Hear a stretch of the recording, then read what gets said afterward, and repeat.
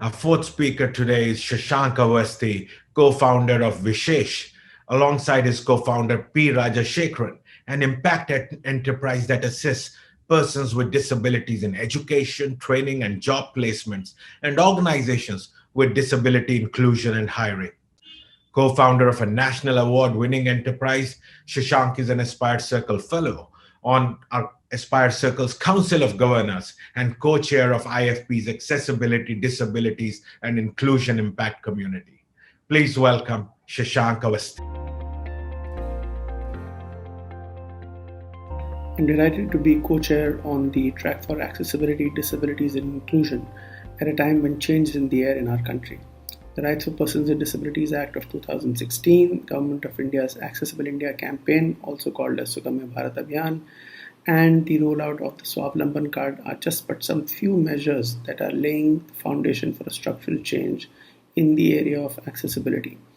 Having said that, persons with disabilities remain one of the most excluded, vulnerable, and marginalized communities in our country, with tokenism abound, whether it's advertisements, forwards on social medias, or general conversations.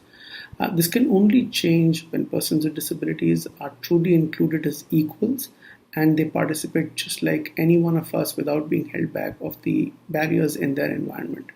And that is a responsibility not only of the state, but of businesses, of all organizations, and of each of us as individuals, whether in our capacity as professionals or inside the organizations that we may be working with.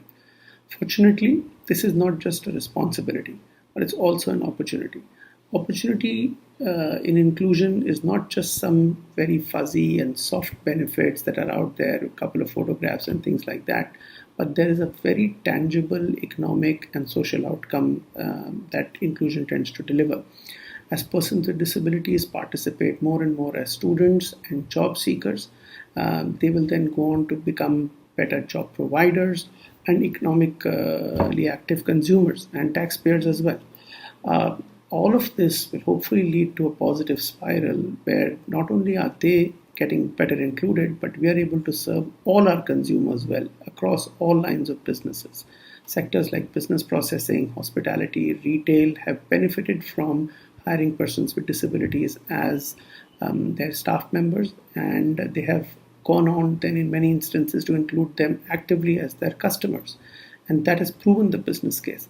Unfortunately, though, there remain more examples than what is mainstream and visible across all sorts of businesses. I see two key drivers for growth in this area.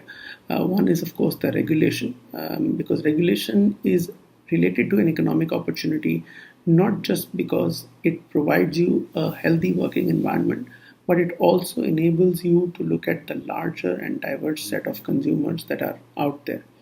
The framework that the Rights of Persons with Disabilities Act, for example, has provided has given a lot of comfort to employers and other organizations to recognize how to include persons with disabilities in the course of their business and their services. Sectors like aviation have done such a good job in including consumers and seen an uptick in how they're able to serve the consumers and those in their family and friends as well. There are enough and more names in sectors like hospitality and retail that have actively reached out to these unserved customers and made available to them a simple experience that would be available to all persons without disabilities over the last few years. I think it's just a matter of time before we start seeing participants in areas as diverse as real estate, maybe media, entertainment, making serious progress, including persons with disabilities.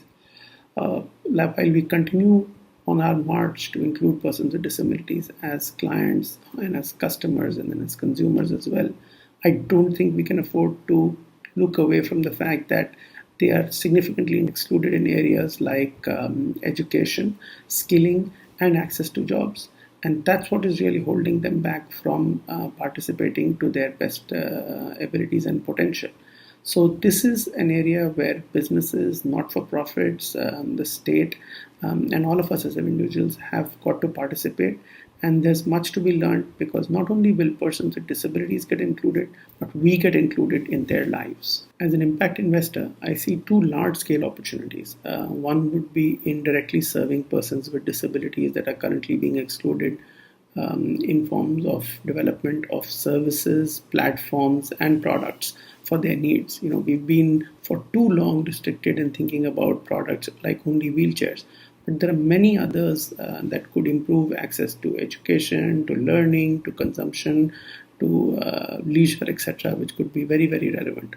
On the other end of the spectrum are existing large-scale businesses that want to include persons with disabilities as their consumers.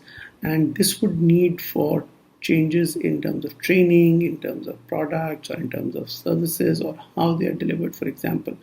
And think of the largest sectors of consumers, whether it's retail, whether it's entertainment, whether it's financial services, and you'll see that the services are simply not accessible. And I think there's going to be a lot of work and innovation that's going to come out there, and that's going to significantly expand the market for all of these service providers.